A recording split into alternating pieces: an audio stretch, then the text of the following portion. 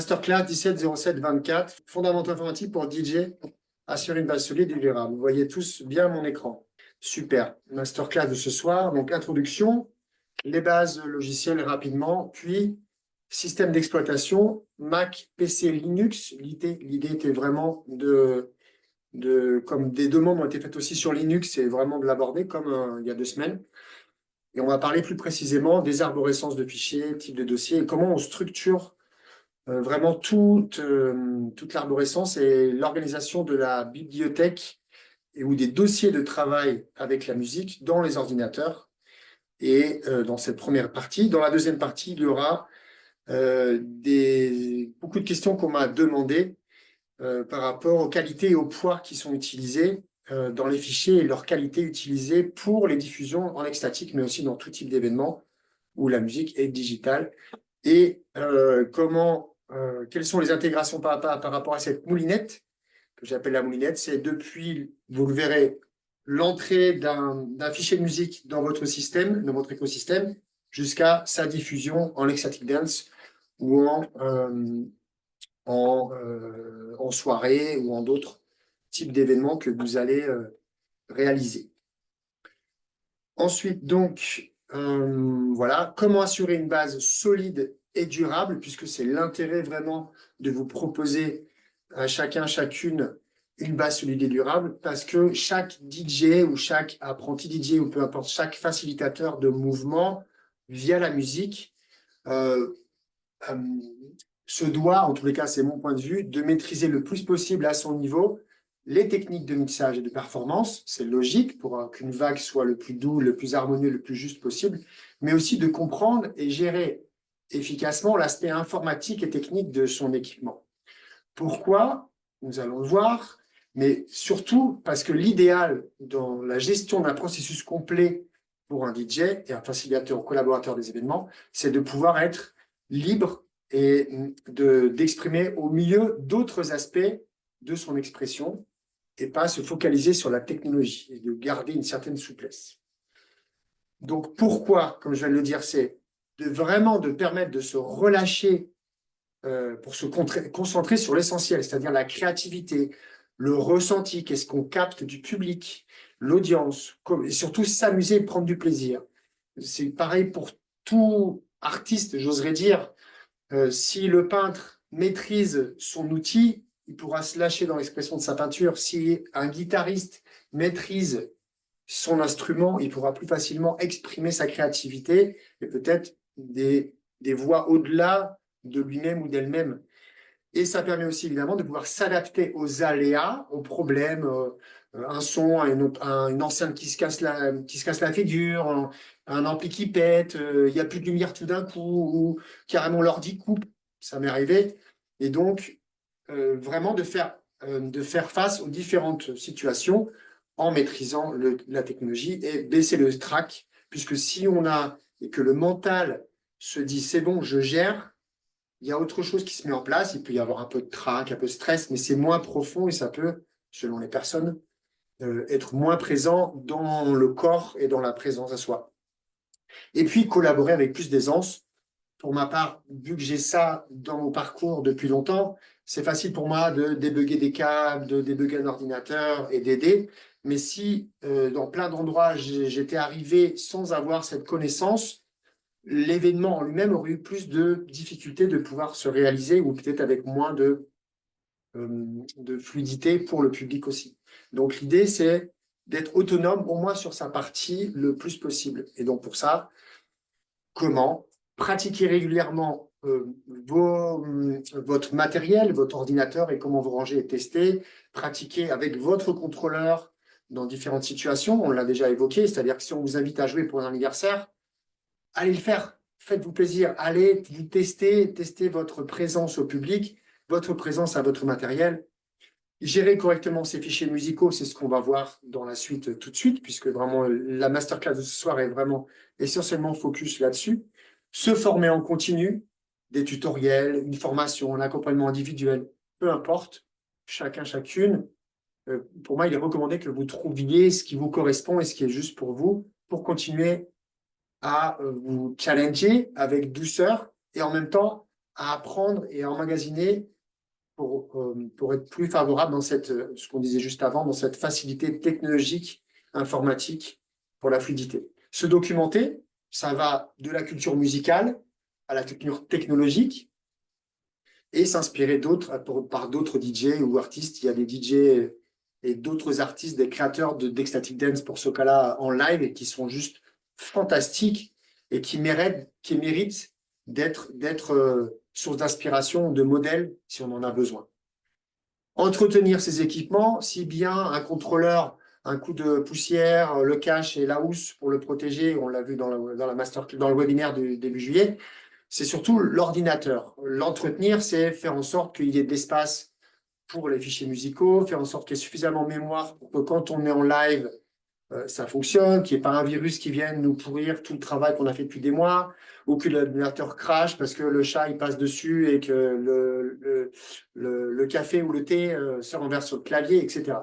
Donc, pourquoi aussi faire sauvegarde des éléments importants? C'est justement pour se protéger et pouvoir conserver le travail, l'énergie, le temps et les efforts pour votre projet sur le long terme et pas que sur un coup de malchance ou d'accident, vous perdiez tout ça. Et je le dis aussi, je l'ai exprimé ici, c'est parce que ça m'est arrivé et que malgré les précautions, j'ai quand même perdu sur les 20 dernières années plusieurs disques durs en déménagement, en accident et plusieurs ordinateurs aussi par des inattentions. Donc c'est pour ça que je les ai incluses dans cette transmission, parce qu'il est important de le spécifier. Les systèmes d'exploitation. Vous êtes tous OK, ça va? Vous m'entendez bien? Vous me voyez bien? Vous voyez bien l'écran? Tout va bien? OK, je vois des pouces et des plus sur l'écran. Très bien. Système d'exploitation. Vous savez tous qu'il y a ces trois-là, c'est les plus reconnus. À droite, le logiciel libre, Linux. Je suis moins les spécialistes, mais si vous avez sur Linux et vous avez besoin d'accompagnement ou d'information, j'ai un ami qui est là-dessus et je le transmettrai à lui. Mais cela n'empêche pas que la structure que je vais évoquer ce soir est valable pour tout le monde, est valable pour Linux, pour Mac, pour Windows. J'ai été longtemps utilisateur de Windows, jusqu'à il y a à peu près 15 ans, où je suis passé sur Mac, et vraiment, je le recommande, et surtout, je ne me regrette pas. Je me fais, pour être un peu plus vulgaire, je ne me fais plus chier avec la technique, avec si ça fonctionne, si ça ne fonctionne pas, ça fonctionne. Voilà. Maintenant, tout fonctionne sur Windows. C'est juste, pour moi, en tous les cas, j'ai passé plus de temps à réparer l'ordinateur et à l'améliorer qu'à vraiment travailler mon contenu, ma musique, mes mix, etc. Donc, ce qui est important pour vous, c'est vraiment d'être à l'aise pour vous, avec le matériel que vous avez, avec vos moyens, vos niveaux, vos envies, vos besoins, et que votre matériel soit adapté donc à vos habitudes, à vos besoins, vos envies, et dans cette idée de vous former et d'apprendre, de sortir peut-être d'habitudes de fonctionnement pour aller chercher l'amélioration, l'optimisation, et ainsi être, ce n'est pas une question de performance, puisqu'on ne cherche pas forcément de résultats, mais c'est plutôt, comme je disais au départ, de trouver une facilité et une simplicité pour vous, pour que votre technique soit gérée et qu'ensuite vous puissiez vous exprimer avec votre cœur, avec vos tripes, avec votre envie, votre créativité, pour offrir cela au monde et aux gens qui viennent recevoir vos accompagnements. Voilà. Donc, peu importe le système d'exploitation, je vais prendre l'exemple du Mac, puisque c'est celui que j'ai, mais c'est la même chose sur Windows et sur Linux. Le rangement des fichiers, la structure des dossiers, la qualité des fichiers, les outils utilisés, tout ça, on va le voir juste par la suite. Mais il est important que vous le compreniez en fonction de votre outil, que vous soyez sur Mac, Windows ou Linux. Voilà. Pourquoi ce choix? Je viens de le dire, pour moi, c'est plus fiable, plus optimisé, il y a plus d'autonomie. C'est un point de vue personnel, mais très partagé à travers le monde. On est beaucoup de DJ à utiliser Mac et donc son système d'exploitation. Et j'ai vraiment moins d'ennuis depuis que je suis sur Mac, moins de stress sur est-ce que ça va fonctionner ou pas. Mais non, c'est fiable à 99%, mais il y a toujours 1%, des fois, de petits ennuis. Ça m'est arrivé. Donc, l'explorateur de Windows de fichiers s'appelle Finder sous Mac. Les types de dossiers, c'est la même chose. On a un dossier principal musique, par exemple, ou un disque dur externe avec musique, dans lequel on va avoir des sous-dossiers, on va le voir par la suite, et encore des sous-dossiers à l'intérieur, en fonction de thématiques et BPM, etc. La syntaxe et les fichiers varient. C'est vraiment adapté à vous. Si vous achetez des fichiers, vous pouvez vous retrouver avec le BPM, la clé, le nom de l'artiste, le nom du morceau, une extension. Et après, il peut y avoir des underscores dans les noms de fichiers, des mots qui sont mal écrits, pas de majuscules, des minuscules. Pour moi, j'aime bien avoir mon ordi clean. Après, je suis un peu maniaque là-dessus. Des majuscules, pas des underscores pour les espaces, que ce soit propre, que ce soit lisible, que ce soit bien numéroté, bien tagué. Voilà. Il y a des outils pour simplifier ça, pour optimiser ça et faire ça en masse dans les dossiers. On le verra par la suite. Organiser ses bibliothèques, organiser son flux de travail et donc sa structure est indispensable à chacun ou à chaque personne qui veut développer sa présence et développer ses outils d'expression dans l'aspect DJing. Ceux qui sont et qui utilisent et qui peuvent être très suffisamment là-dessus, Laura l'a exprimé déjà, elle le faisait comme ça, avec une enceinte et un Spotify, une playlist, super. Il n'y a pas besoin d'aller investir du temps et de l'énergie dans la structure dans votre ordinateur. Spotify peut très bien fonctionner déjà tout seul et déjà rangé par playlist.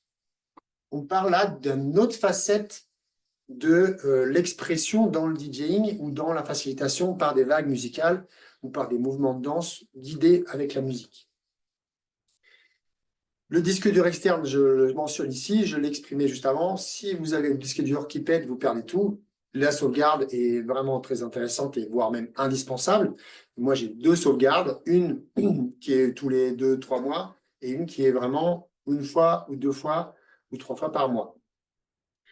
En fonction de combien de fois je me déplace de chez moi. J'ai pas de chat, j'ai pas de chien, donc je suis tranquille, il n'y avait pas d'accident sur mon clavier.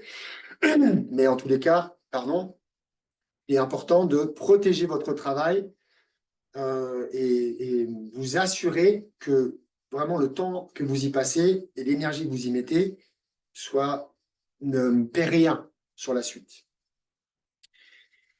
Donc, votre répertoire de référence dans votre ordinateur, c'est vous qui le choisissez. Dans Windows, dans Mac, dans Linux, il y a votre système, votre utilisateur et souvent téléchargement, musique, vidéo ou film, documents, etc.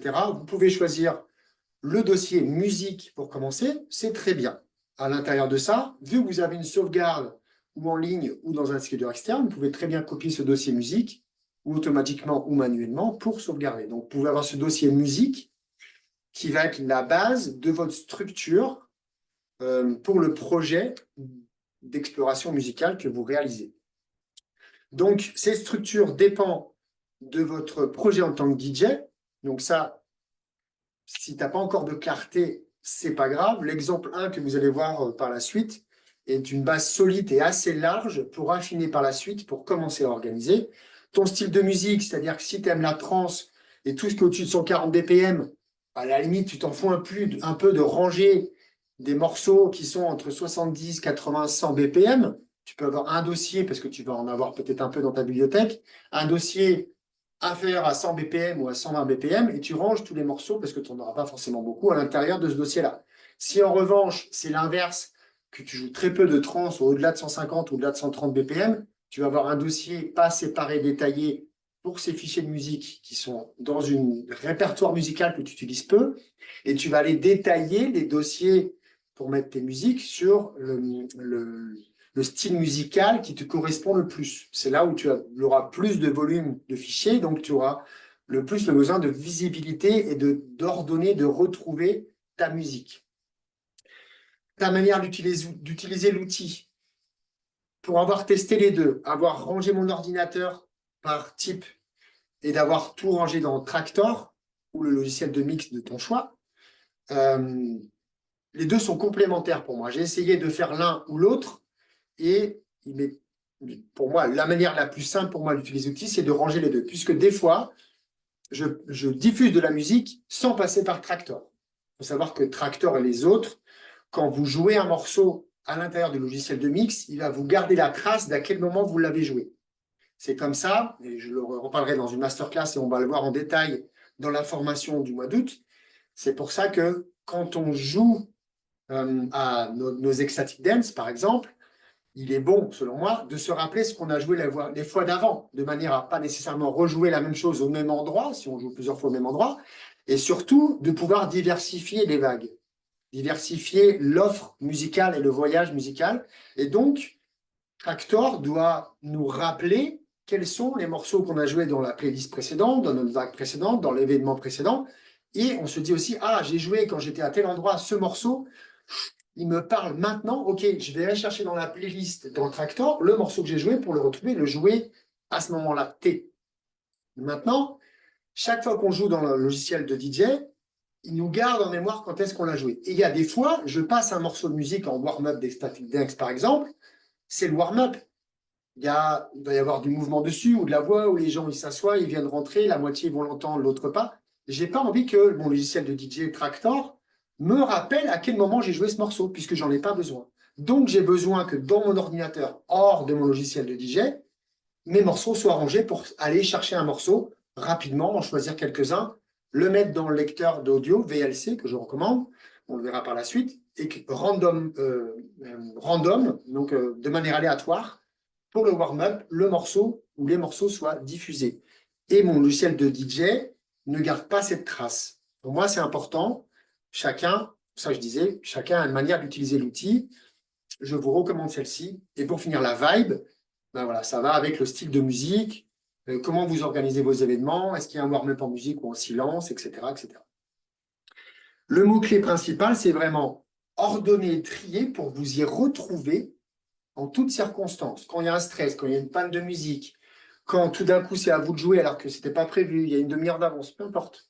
Vous y retrouvez. Et donc, vu que c'est rangé, ordonné, c'est vachement plus fluide et donc moins stressant. Et vraiment, les itérations de définition de la structure appropriée, d'organisation, d'essayer de ci, de ça, c'est vraiment des itérations personnelles. Si bien dans la formation et par la suite dans la communauté, on va vous guider, on va vous répondre aux besoins, on va pouvoir échanger sur des thématiques que vous pouvez avoir. Dans votre manière à vous d'explorer votre forme de travail, tester, retester, retester. C'est comme ça, en tous les cas, que j'ai pu faire l'expérience et que tout le monde, tous les artistes, tous les créateurs, tous les professionnels peuvent évoluer et apprendre sur leur technologie, leur technique, leur art.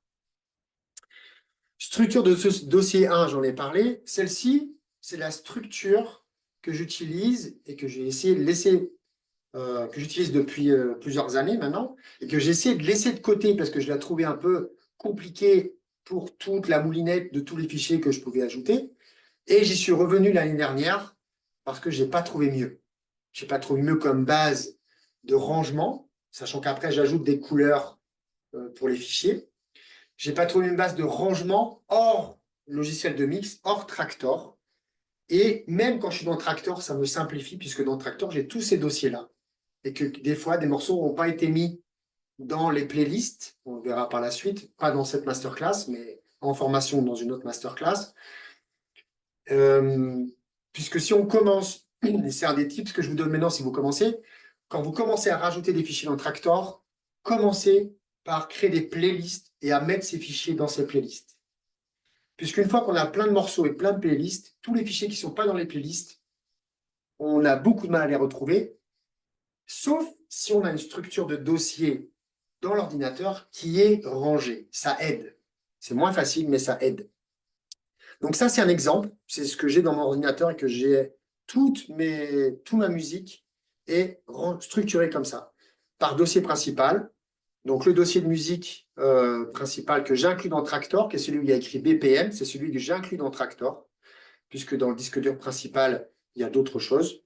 Et j'ai mis un numéro 1, 2, 3, 4, 5, 6, etc. jusqu'à 8 pour les ranger dans l'ordre. C'est-à-dire que si je ne fais pas ça, le 100, 115 va être en premier. Moi, je veux qu'il soit dans la déroulée du BPM. Vous savez ce que c'est BPM? Beat per minute. Le BPM par minute. Donc, une notion qui est très lente. Votre cœur, le BPM, etc. C'est comme ça qu'on le retrouve.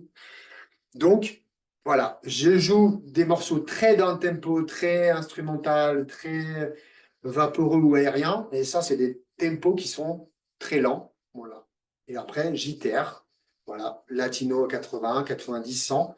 Au-delà de 130, je joue très peu. Donc, pour moi, j'ai un dossier et dedans, il y a moins de dossiers. Plus après, j'ai un dossier de compilation, puisque j'ai récupéré des compilations que j'avais sur CD quand j'étais jeune ou qu'on m'a filé, qu'on m'a donné. Donc, je les ai randonnés. Et les albums, parce que j'ai beaucoup d'albums de jazz ou d'électro que j'avais déjà depuis des années et que j'ai renumérisé pour les avoir. Donc ça, ces albums, les compilations, je ne les déstructure pas de leur ordre pour les mettre dans les autres dossiers, par exemple. Je les garde, je les garde rangés dans leur dossier précis.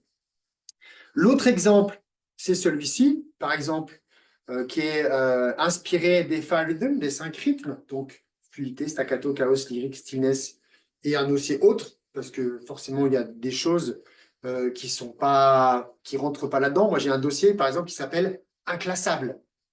Un dossier que les morceaux qui sont à l'intérieur, je ne sais pas les classer. Je ne sais pas les ranger dans ambient, down tempo, instrumental, latino ou pop. Je ne sais pas comment les ranger. Donc, j'ai un dossier, voilà. Merde, j'ai dit quoi, pardon? Un dossier, voilà, vous avez compris, j'ai oublié le mot, pardon. Donc, l'intérêt, c'est que vous trouviez ce qui fonctionne pour vous, en fonction de votre sensibilité, de votre projet, de vos envies, de votre musique, un mix de tout ça, ou un séparé. Là, il y a l'exemple 3, c'est avec les éléments. Ça peut être les éléments. Personnellement, j'ai essayé les labels, j'ai essayé les 5 rythmes, j'ai essayé aussi celui-ci des 5 éléments. Ça manque de détails. Si j'ai un dossier Chaos où il y a 750 morceaux ou 250 morceaux, je ne vais pas me retrouver. J'ai pas, en tout cas, personnellement, je n'ai pas la mémoire de tous les artistes, de tous les morceaux. C'est pas possible. Donc, j'ai détaillé, j'ai fait des sous-dossiers de dossiers pour le structurer. Et ensuite, dans Tractor, j'ai des playlists. On va le voir une autre fois. Playlist de ambient, voix, down tempo électro, down tempo latino, down tempo andin, down tempo Afrique.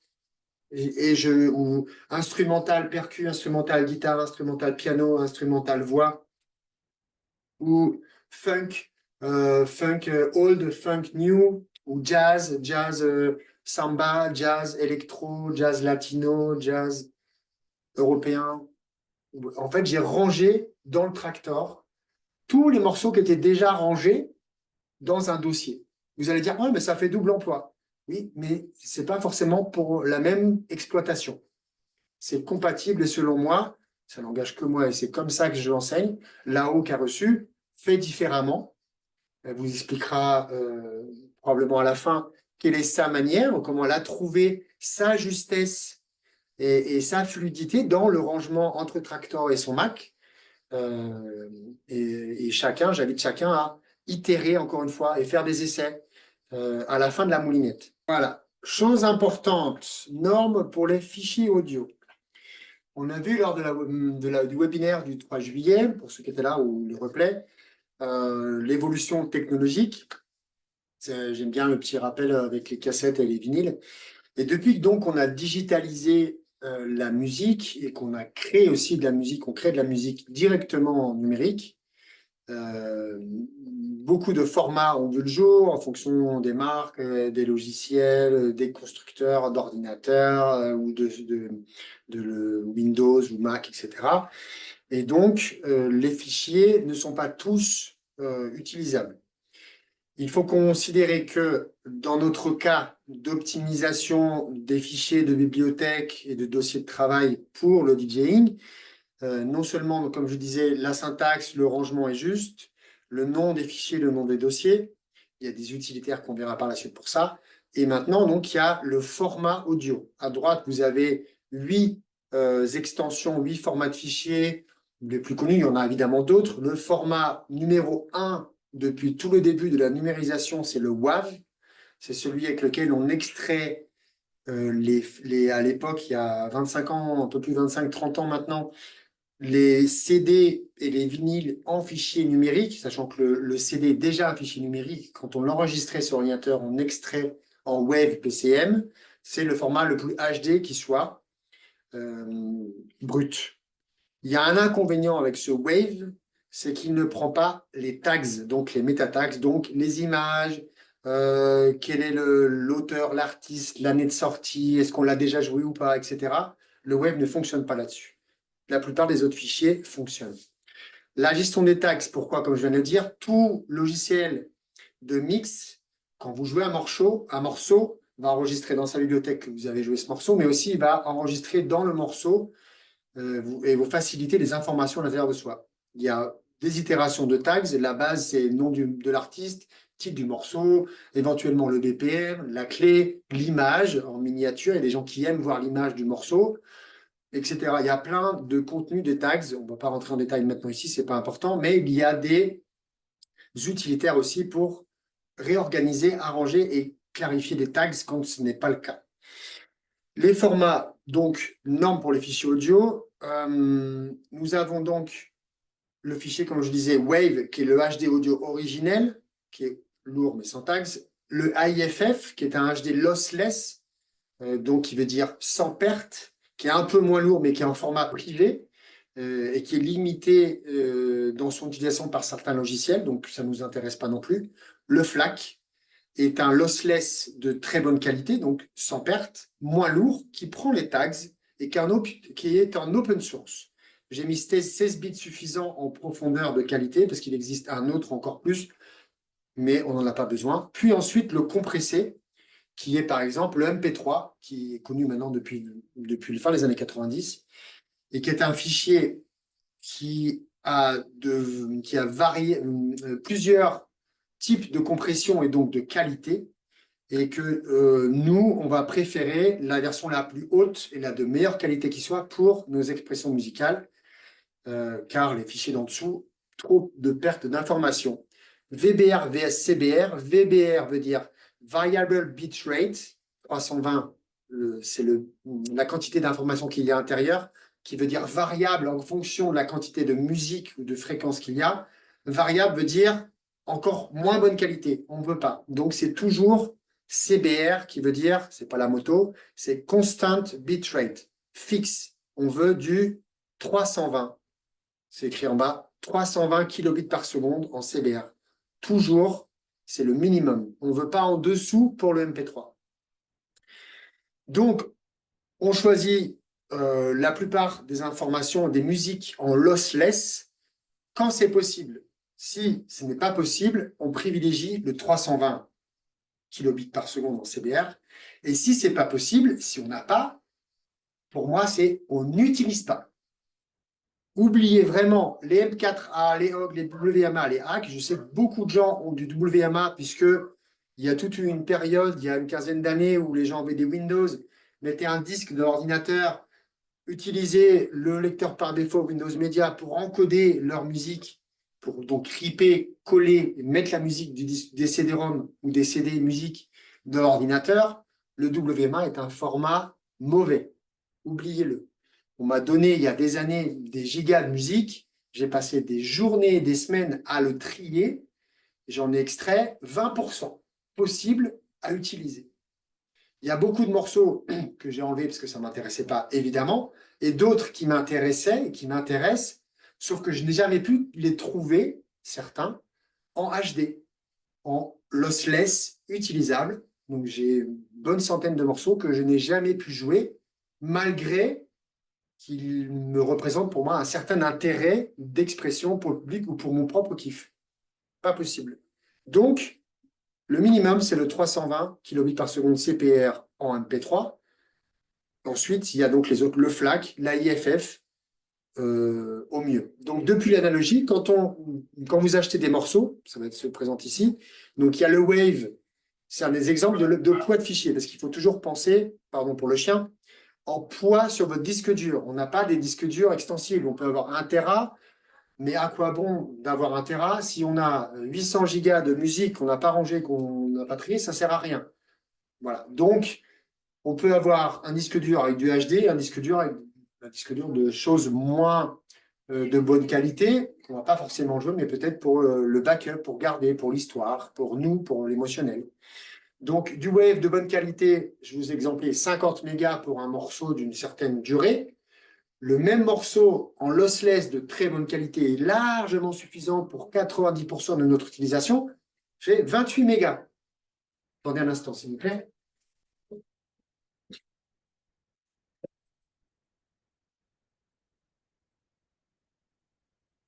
Les voisines qui parlent un peu fort. Donc, 28 mégas pour un fichier qui est largement suffisant, on est à peine plus de la moitié. Donc, autant se dire que le gain d'espace et le besoin en capacité d'ordinateur pour utiliser ce fichier est moindre. Donc, on est gagnant. Vraiment, on est gagnant à cet endroit-là.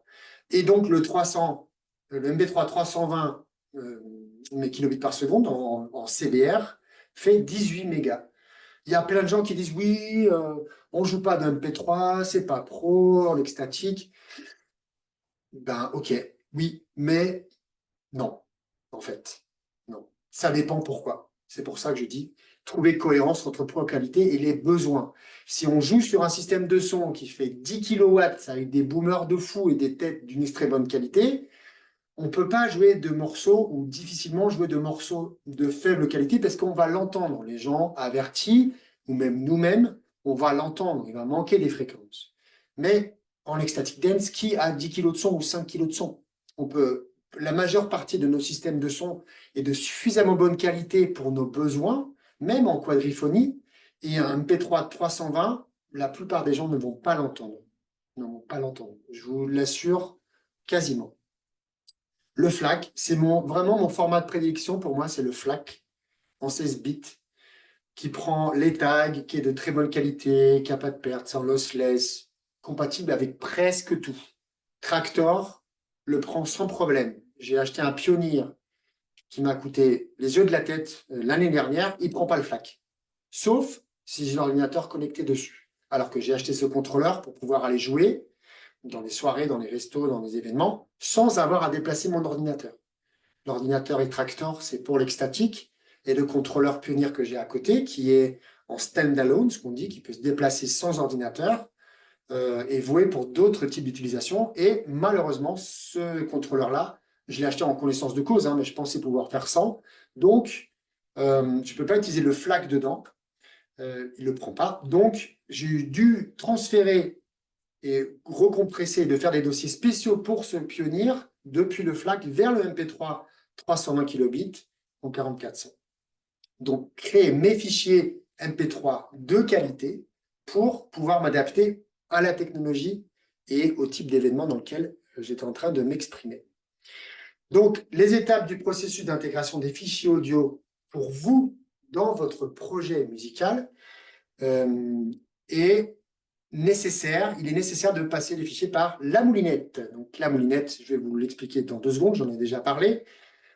Je vous ai exprimé aussi, je vois que c'est écrit là, l'idée d'utiliser un autre lecteur audio, je vous le disais, donc pas utiliser toujours le logiciel de DJing pour diffuser les morceaux, mais surtout pour traiter, puisque le logiciel de mix va demander plus de ressources, et parce qu'il y a beaucoup plus d'options que dans un player ou un lecteur audio classique. Donc, pour tester les morceaux, savoir s'ils nous plaisent, ou faire du tri, ou préécouter, ou l'écouter simplement à la maison, on n'utilise pas le logiciel de DJ. On utilise un logiciel autre que je recommande qui s'appelle VLC, qui fait aussi vidéo, qui est open source, qui marche très bien tout le temps. Donc, je vous le recommande. Donc là, pour la moulinette, moulinette égale processus. Moulinette, processus, un fichier rentre dans notre écosystème, on veut pouvoir le jouer dans nos événements de qualité, il doit passer par être rangé, vérifier sa qualité. Voilà, c'est là. Donc, il rentre dans notre écosystème en haut, j'écoute dans VLC, est-ce que le morceau me plaît? Il me plaît, je teste sa qualité. S'il faut, je change le besoin. Je le renomme si c'est nécessaire. Optionnel et recommander les énergies points, j'en ai pas encore parlé, mais ça vous permet de savoir à quel niveau d'énergie est ce morceau. Il peut être très rapide avec peu d'énergie ou très lent avec beaucoup d'énergie. Je le range dans le dossier adéquat de la structure que j'estime cohérente pour ma facilité dans mon projet de DJ. Et ensuite, je l'intègre dans le logiciel de mix et je l'analyse et je le range dans les bibliothèques ou dans les playlists, dans la playlist que je trouve cohérente. Les playlists. Si dans votre ordinateur, dans les dossiers de rangement, il n'est pas recommandé de copier un fichier, parce qu'il peut faire très bien 80 BPM, c'est ethno-jazz africain, on va le mettre dans jazz, dans ethnique, dans électro et dans africain. On ne va pas copier le fichier plusieurs fois. Si le fichier fait 20 mégas et qu'on le copie 4 fois, ça fait 80 mégas, aucun intérêt. Pour ça qu'on utilise, et que c'est complémentaire, le logiciel de mix. Vous avez une fois le fichier, une fois qu'il a passé par toute cette moulinette, il est dans votre logiciel de mix, il est rangé dans le dossier et vous allez le mettre dans plusieurs playlists. Ethno, jazz, électro, Afrique, par exemple. Et même peut-être encore un, balafon, didgeridoo, voix, percussion. X fois, ça va absolument pas vous prendre d'espace dans votre ordinateur. Et c'est surtout l'avantage, c'est que ça vous permet à vous de vous y retrouver plus facilement. C'est-à-dire que il y a, pour ceux qui suivront l'information, il y a des touches de raccourci sur votre clavier quand vous êtes en plein mix pour savoir à quel endroit est ce morceau, ou ce morceau quand est-ce que vous l'avez déjà joué, ou ce morceau dans quelle playlist il est, ou le retrouver facilement de manière à vous adapter encore plus, être encore plus fluide dans votre évolution de créativité. On a un peu parlé en introduction.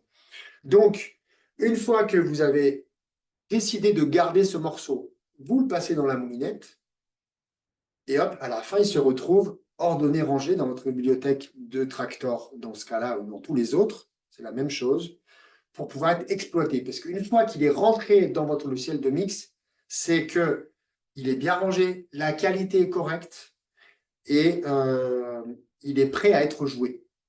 Une base. Après, il y a les cue points, comme c'est écrit là, le type d'énergie et d'autres tags, etc. Mais la base est présente et suffisamment établi pour vous, pour savoir qu'une fois que c'est là, je peux le jouer quand je veux, je sais que la qualité va y être. Et je sais que ça va sonner bien. Voilà. Donc, l'entrée de nouveaux morceaux, on a chacun les nôtres. Un peu plus tard, je partage 3 sources où moi, je récupère de la musique. J'achète de la musique et je récupère aussi gratuitement.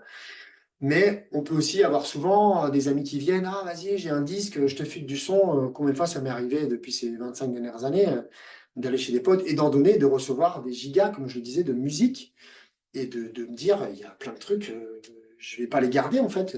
Dernièrement, on m'a donné 2 gigas 5 de musique qui n'était pas très bien rangée et en fait, j'ai pas le temps. Je regarde vite fait, je passe dans le logiciel pour vérifier la qualité. Et maintenant, ce que je fais, c'est que je ne me demande même pas, tous les fichiers qui sont en mauvaise qualité, je ne les écoute plus, en fait. Je n'ai pas le temps.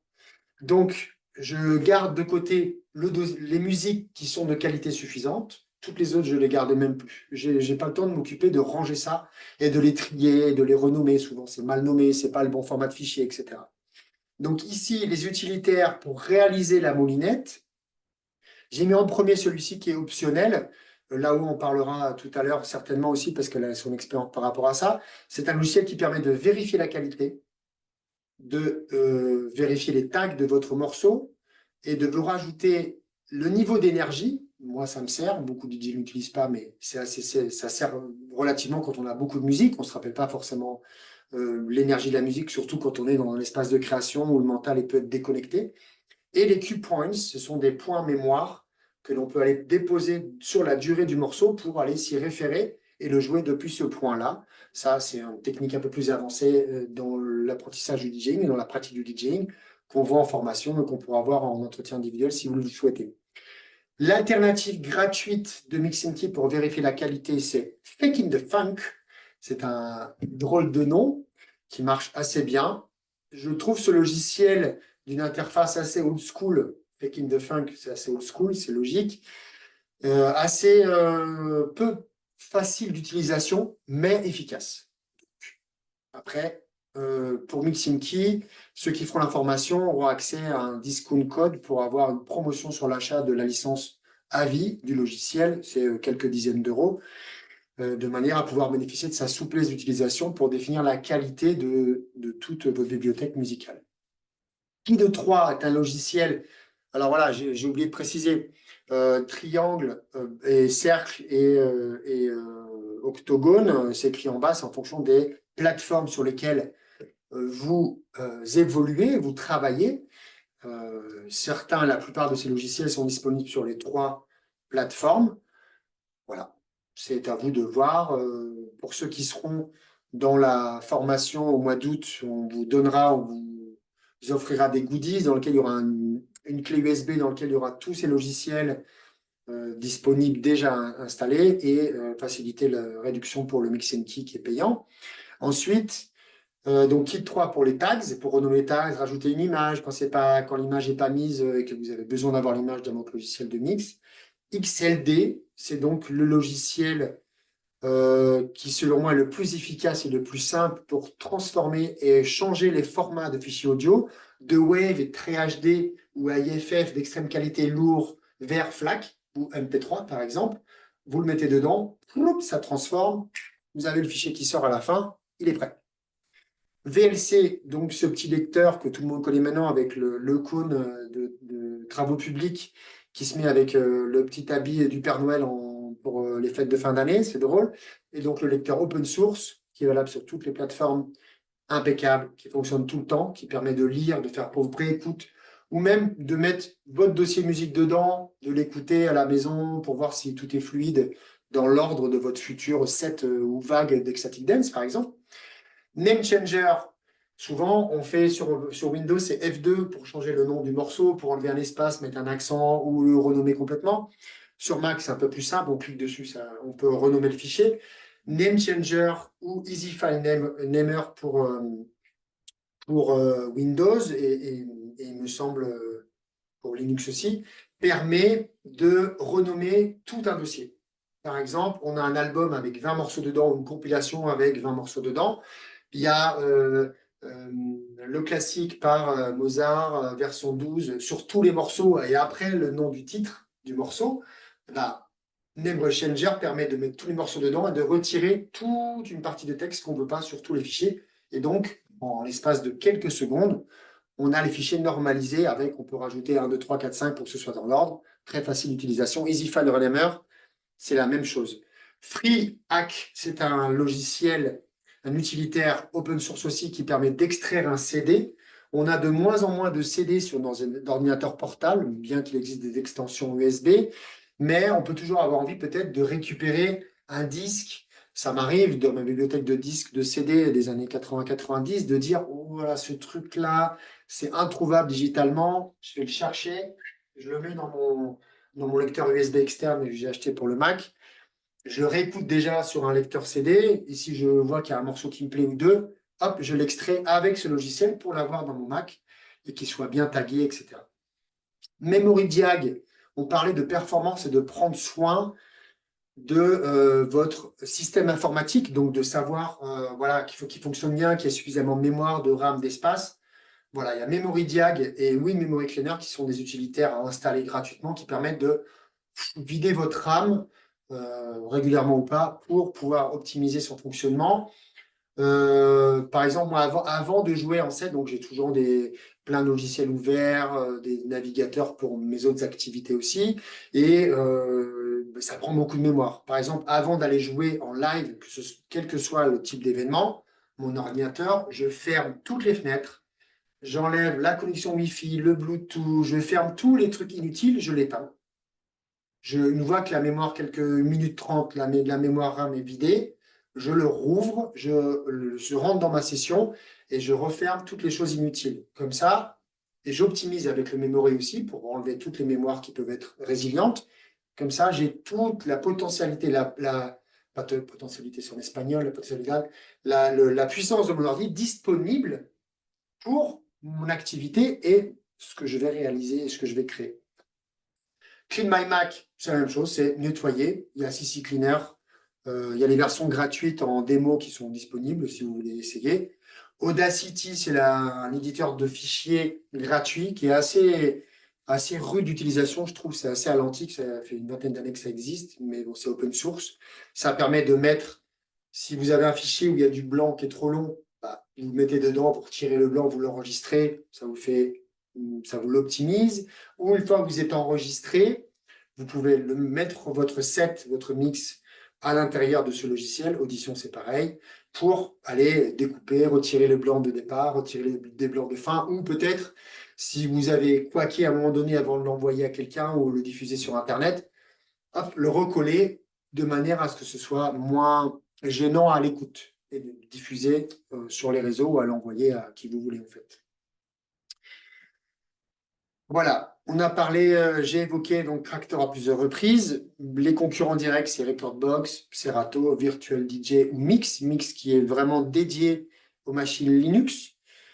Pour les autres, en fait, peu importe, il y a des DJ qui sont sur Rekordbox. Et donc Pioneer, Rekordbox, c'est le logiciel équivalent à Traktor de Pioneer DJ. Donc c'est celui que j'utilise avec mon autre lecteur. Serato, Virtual DJ, il y en a d'autres. En général, les logiciels de mix sont relativement compatibles avec toutes les solutions de contrôleurs physiques. Bon, ce n'est pas celui-ci, mais vous avez tous déjà vu un contrôleur physique. Logiquement, c'est relativement compatible. Maintenant, il y a des optimisations qui ne sont pas toujours faciles à faire. Ce qu'on appelle le mapping et de créer des contrôles pour que quand on bouge les boutons, ça influe et réagit sur le logiciel de mix en soi. Traktor fonctionne évidemment parfaitement avec le contrôleur ou les contrôleurs Native Instruments, qui sont les contrôleurs Traktor de la même marque, mais fonctionne aussi très bien avec les Pioneer. Mon premier contrôleur mini, j'en parlais dans le master, le webinaire de début juillet, c'était un Wigo de chez Pioneer et qui était très bien pour commencer, qui coûte moins de 100 balles. On n'est pas obligé d'acheter du Pioneer à 1000 balles, à 800 balles ou du Traktor élevé. Là-haut, son premier contrôleur le S2 de chez Native Instruments, qui fonctionne avec Traktor par défaut, qui d'occasion se trouve à environ 150-200 euros. Donc c'est assez facile d'accès. Pourquoi Traktor Pro? Alors il y a d'autres versions de Traktor, il y a le LE, la version Lite ou la version pour tablette. Je ne suis pas très fan parce que bien que ça puisse être pratique dans certaines utilisations, une boum d'ado ou une soirée entre potes vite fait, on dîne, quoi, ou peut-être même d'autres dont je ne suis pas au courant, je trouve que ça manque de précision dans certains accès à l'outil lui-même, aux filtres, aux effets ou la rapidité d'accès à certaines options. Quand on réalise un set ou même quand on s'entraîne à la maison, la version Traktor qui n'est pas pro ne permet pas d'enregistrer ce que vous faites ou est limitée à 30 minutes. Donc, quand vous faites une ecstatic dance de 2 heures ou d'une heure et demie, vous ne pouvez pas vous enregistrer. Et comme je l'ai déjà dit, je vous recommande de toujours vous enregistrer. Vous commencez votre set rec tout de suite. Il y a des options à améliorer pour que ça ne fasse pas 1000 fichiers ou plusieurs fichiers. Enregistrez-vous toujours de manière à pouvoir vous réécouter, de manière à pouvoir itérer et apprendre de vos erreurs et apprendre de votre désir de vous exprimer en tant que DJ. C'est toujours très bénéfique. Donc, pourquoi on ne mixe pas avec iTunes, Deezer et Spotify? Donc, Laura l'a exprimé encore une fois au webinaire, elle exprimera encore peut-être cette fois-ci. Vraiment, c'est que, premièrement, bah, c'est streaming, il y a des endroits où, en fait, Internet n'est pas disponible. L'année dernière, j'ai un ami qui a mixé un événement, il avait la plupart de ses fichiers en streaming sur une plateforme de DJ, et en fait, coupure de la 4G pendant le set, il y a eu pas de musique pendant plusieurs minutes, donc c'est assez ennuyeux. Et en fait, c'est aussi une tendance de la société que de mutualiser, de mettre tout, de ubériser, comme ils disent, et d'arrêter d'avoir les choses pour soi, que ce soit les véhicules ou les maisons ou les logiciels, etc. En fait, l'invitation, c'est acheter vos musiques ou téléchargez-la sur Bandcamp, iPedit ou SoundCloud. C'est des endroits où certains artistes, producteurs de musique, offrent leur musique gratuitement ou à échange d'un commentaire ou de suivre sur les réseaux sociaux. Donc, achetez et récupérez vos musiques à ces endroits-là et conservez vos fichiers, en fait. Sauvegardez-les, travaillez vos fichiers, mettez-les dans la moulinette, vérifiez leur qualité, taguez-les avec vos besoins, rangez-les là où pour vous c'est fluide, comme je le disais, de manière à ce que vraiment vous soyez autonome et que vous appreniez et que votre bibliothèque prenne cette amplitude, cette qualité, cette variété dans la musique, dans votre style de musique, pour vous donner les options d'expression la plus fine et donc offrir à votre audience ou à vos groupes d'extatiques le plus de possibilités de voyage et de découverte et de créativité, de liberté. Cela dit, iTunes, Deezer, Spotify aident. Là où l'a exprimé, évidemment, quand on fait de la découverte musicale, quand on veut découvrir de nouveaux artistes ou qu'on est au départ en warm-up, on met la playlist de warm-up, on la lance et hop, c'est fait, on a plus à s'en occuper. On sait que les morceaux, ils sont dedans, ils sont bons, on sait que ça va le faire et c'est très bon pour découvrir les musiques. Personnellement, j'ai pas Spotify, j'ai pas Deezer, j'ai pas iTunes, mais je suis sur SoundCloud depuis des années et SoundCloud me permet de découvrir des nouveaux artistes tout le temps. Bandcamp, pareil, j'achète mes musiques sur Bandcamp exclusivement et iPedit est connecté avec SoundCloud pour télécharger des musiques gratuitement et échanger par des commentaires ou des remerciements ou de suivre les artistes pour avoir les morceaux. Donc ça à droite, c'est l'image de Tractor que vous avez déjà dû voir. C'est une manière de visualiser, c'est un screenshot très standard avec l'image de tous les morceaux, beaucoup d'espace pris avec des étoiles. Si on rentre en accompagnement ensemble, vous verrez qu'il y a des manières d'optimiser ça pour que ce soit plus performant pour votre utilisation. Voilà. Alors, ça fait beaucoup d'infos. Ça fait un peu moins, ça fait 1 heure en fait avec la pause, donc je suis content. J'ai essayé de pas trop m'éterniser parce que je sais qu'il y a beaucoup d'informations et que de toute façon ça méritera certainement une revisualisation de votre part. C'est pour ça qu'il y a le replay. Mais en tous les cas, je pense que l'essentiel y est. Si vous avez besoin d'aller plus loin, évidemment, on vous en a déjà parlé avec Laura, il y a la formation du mois d'août, du 15 au 18, où on va recreuser tout ça, revoir tout ça et aller encore plus loin pour vous donner vraiment les clés pour vous lancer.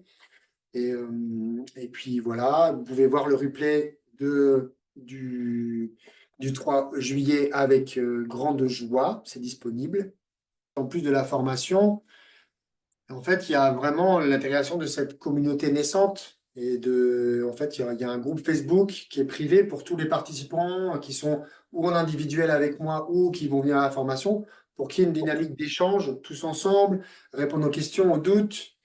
Il y a forcément au moins un live un mois après la formation pour venir retirer les pain points, réguler et ensemble résoudre.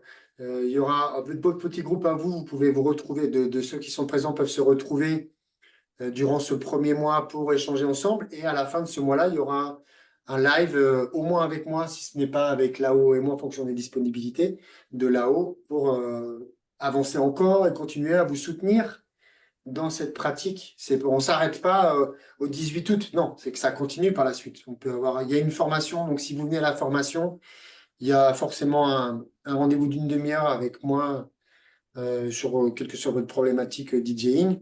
Et puis, par la suite, aussi, il y a le soutien dans le choix de votre matériel ou dans l'évolution de votre matériel, le choix dans mon ordinateur il plante, comment je peux faire. Tout ça, c'est dans la suivi de la formation, en fait. On ne vous lâche pas dans la nature. On inclut un écosystème de partage, de soutien, d'apprentissage, de transmission pour que tous, on avance dans l'expression de qui on est au mieux, en fait. Avec qui on est, avec nos sensibilités, avec nos incompréhensions, avec notre compréhension aussi et nos partages. Voilà, les amis. Merci Ben, c'est super. Bien. Merci à toi Ouais, aussi. merci Benjamin. Merci beaucoup. Merci à vous. Merci à toutes et toutes. Merci. Merci. Salut.